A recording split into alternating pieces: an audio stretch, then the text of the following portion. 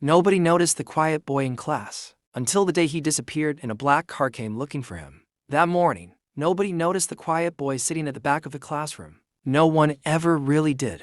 He wasn't loud.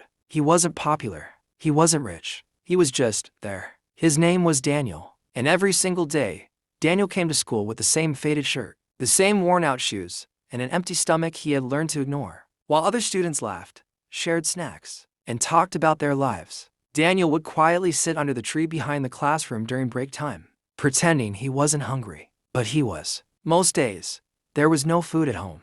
His mother worked at a small roadside market selling vegetables just to survive. When sales were bad, they ate nothing. When things were worse, they still pretended it was normal.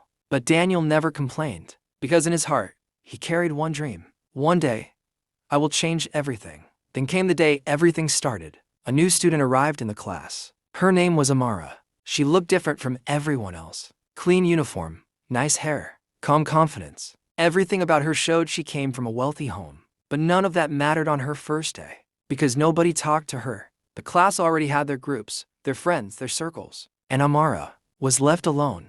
During break time, she sat quietly at her desk, opening her lunchbox for the first time. But as she tried to eat, her hand slipped, and in seconds, her food fell to the floor. The room went silent for a moment, then laughter started. Some students pointed, others laughed louder. Amara's face turned red as she bent down quickly, trying to pick everything up before more people noticed. That's when something unexpected happened. Daniel stood up, slowly, quietly, without saying a word. He walked over and knelt beside her, and without laughing, without staring, without judging, he helped her pick up her food. The laughter stopped. For a moment, even the classroom felt different. When they finished, Amara whispered, almost shocked, "Thank you." Daniel only nodded and walked back to his seat, like nothing happened, like he wasn't the only person who saw her as human that day. Later that afternoon, Daniel was walking home with an empty stomach when he saw something near the school gate. A small boy, barefoot, thin, sitting quietly beside a shop,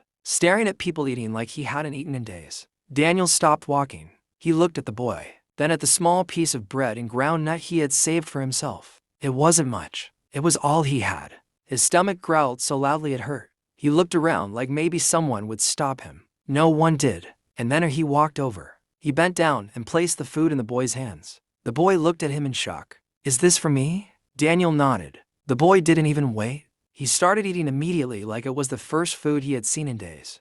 Daniel just stood there, watching, hungry, but strangely, at peace. Then he turned and walked away. That was the last time anyone saw him that day. The next morning, Daniel didn't come to school. At first, nobody cared. Some students even joked that maybe he finally got tired of coming to school hungry every day. But when he didn't show up the next day, or the next, something started to feel strange. By the third day, the teacher asked the question no one could answer. "Where is Daniel?" Silence. No one knew. Amara sat quietly in her seat, remembering that moment under the tree, remembering how he helped her when nobody else did, and how he gave away his food without asking for anything in return. Days passed. Daniel still didn't return. Then one afternoon, everything changed. A black car stopped in front of the school. Everyone noticed immediately. A man stepped out, well-dressed, expensive suit, calm but serious face. He walked straight into the principal's office. Minutes later, an announcement was made.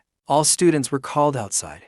The man stood in front of them and said, "I am looking for a boy named Daniel." The school went silent. Amara's heart started beating faster. The man continued, "My son went missing for a few days while trying to experience life outside our world. He wanted to understand how people live without money, without comfort, without privilege." He paused, and during that time, he collapsed near this school from hunger. A wave of shock moved through the crowd. But before he was taken to the hospital, he told me something. Everyone leaned closer. He said a boy in this school gave him his only food. Silence fell so deep you could hear the wind. The man looked around slowly, "And I need to find him." Amara slowly raised her hand, her voice shaking. It was Daniel. A few days later, Amara was taken to a private hospital. When she entered the room, she stopped immediately. Daniel was lying on the bed, clean clothes, fresh bandages, alive, but still weak. He turned his head slowly and saw her. "Amara." She rushed to him. "You're here. You're finally here." Daniel looked confused. "I didn't know he was someone important." Amara shook her head with tears in her eyes. "That doesn't matter. You still gave him your food when you had nothing. Just then, the man entered the room. He walked slowly toward Daniel and said, "You didn't just help my son." He paused. "You taught him something money could never teach." Daniel stayed silent. The man placed a document on the table. A full scholarship. Everything paid. From now until university. Daniel's hands trembled as he looked at it. Not because of money, but because for the first time in his life, his kindness had come back to him.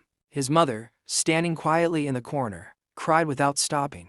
Not from pain this time, but from relief. Months later, Daniel returned to school. But this time, he was no longer invisible. And every time he walked past that same tree, where he used to sit alone, he remembered something he would never forget. One small act of kindness can change everything.